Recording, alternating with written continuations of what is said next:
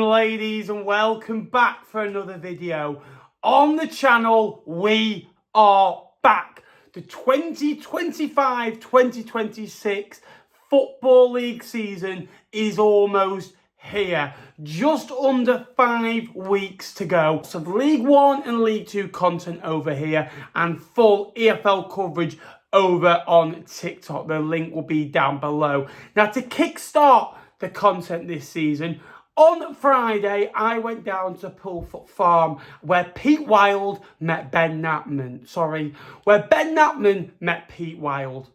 Ben Knapman met Pete Wild, the Fleetwood Town manager, formerly of Oldham Athletic, Halifax Town and Barrow.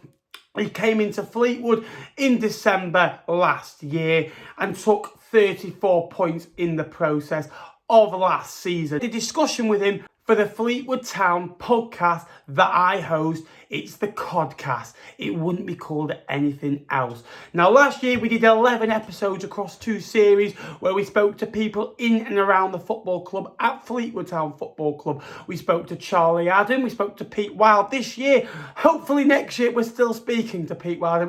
We're not on to another manager. We spoke to the club's owner, Jamie Pilley. We spoke to players Brendan Wiradu, Ronan Coughlin, Mark Hell, Mackenzie Hunt. We spoke to Community Trust, John Hartley. We spoke to Steve Kerr, the club's CEO. The podcast speaks to people who have a huge influence on the football club. Now, it's an honour to do, and now we're going towards the 3rd series, and it's going to be a little bit different. Just a chat, talking all things, as Pete Wild would say, footy. Here's a few clips from my day at Fleetwood Farm, which, bear in mind, if you've never been to Fleetwood, what a facility and what a place to go to. It is unbelievable. The full episode is out now. 35 minutes of football chat between one of the footballing gurus, tactical masterclass, absolute legend of the lower league game, sits down with Pete Wild and has a little discussion. Of course, Pete Wild's an absolute legend. He's the one with the tactics, and he's the one that's told me, Fleetwood, I hope they're going to do things this year. I'm looking forward to this season. It's always nice to speak to people in and around the football club. It gets you pumped up for the season. It was a great interview. He came across so well, and he was just mega. He was just boss, just a normal guy. These football managers and football, players, in the Premier League, they're a different breed. But down here in the lower leagues of football, it's like going down to the pub with Pete Wild. He's worked down there, the pub, when he was younger as well. Make sure you like, make sure you subscribe, and go and give a subscription over on the other page as well. So you are there for CODCAST and maybe a few other shows on the Fleetwood Town website this season as well, to come from yours truly. Pete Wild, how are we? I'm good, mate. Yourself? Very good. Off-season, pre-season at the minute, not too long before the season starts. We got the fixtures yesterday. Yeah. It is that kind of period now going into the season. Well, it makes it feel real, doesn't it? I think that the biggest thing is that when you get the fixtures, you sort of then start to plan out where you're going. It feels real. You start to look at months. You start to look at sort of groups of games and think, right, okay, and you have a start point now. Barnet being our start point, and you know sort of where you're going and what to prepare for. So I really like fixtures day because it makes it feel real for the players. I think it's the most exciting day of the year for supporters as well. Like it's just, you know where you're going to be. What was the first fixture that you looked for? We want to know what you're doing at Christmas. You want to know where your first game is. Yeah.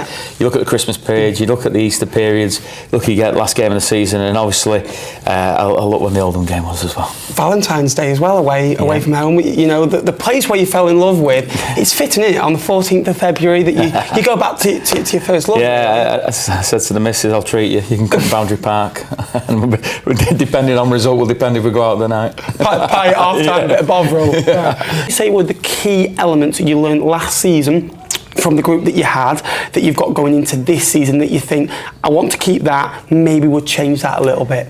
Yeah, I think we've got some great young assets and young footballers in the building. What we need to add, as I said when we came, is a little bit of a League 2 savviness into the players we've already got, and into the people that we bring in the building. So I would suggest that we've got some good young players. I think they lost their way in the winter period. I think they were sold a dream that they were going to go straight back up. Then when they started, well, they certainly thought they were going to go straight back up, and lost their way in the winter period. And I think that slapped a few in the face. and I think a few have come back this year and sort of knowing the gig a little bit more. So I think that we try to bring into training and into games an air of, there's no better word, League Two if I hit a little bit. We try to bring that into the building. There's always a fad every year of how teams play, but ultimately how they play is about running harder than the opposition, imposing yourself on the opposition, and like I say, finding a way to win. And I make no apologies to that to the fans. My job is to find a way to win, and our job this year will be setting up teams to find a way to win and bringing in players that want to win, that want to drive, want to be horrible to play against. Obviously, at your former clubs as well, you've managed over 100 games at Halifax, 100 games plus at Barrow as well. Obviously, hopefully 100 plus here at Fleetwood when you can build. There is a likeness at this football club that there are at Halifax and Barrow where you haven't got the greatest of budgets, you haven't got the greatest of kind of players that you may always want. You've got to kind of work within your resources as well, so I think you've got experience with that.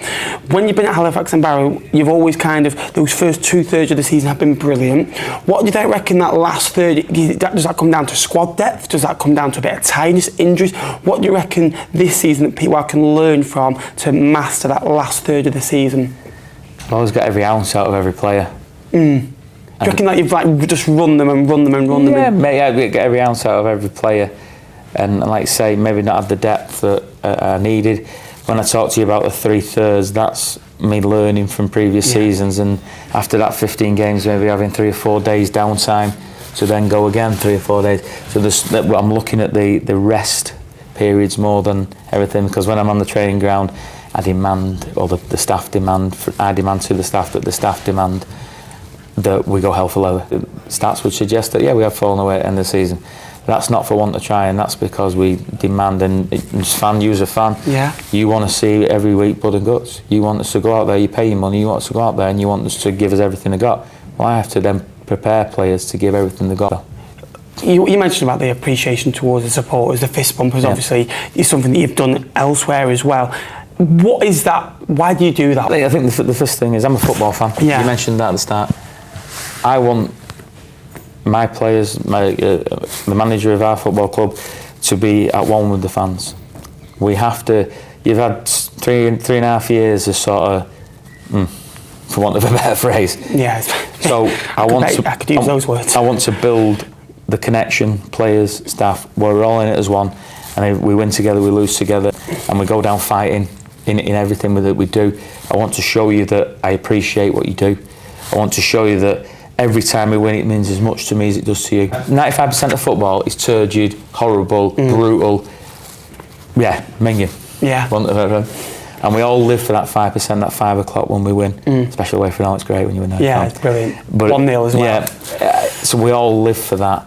And I walk in at 5 o'clock, I get a bottle of Budweiser and go, oh my God, that's over. But that's the relief that comes from working so hard all week and trying to move 40 blokes, staff and players in a direction to win a footy match for your football club. Is that your typical choice of Budweiser, is it? Yeah. Any crates can be delivered to the club. Yeah, getting we're in promotion. Going into the season, what would kind of be your message to be towards the supporters that sometimes in a season there is going to be, as you always say, bumps in the road. There's going to be times where you go for I always say every team will go for a 5-game period, where that 5-game period you could win the league, where you might draw 3, win 1, lose 1.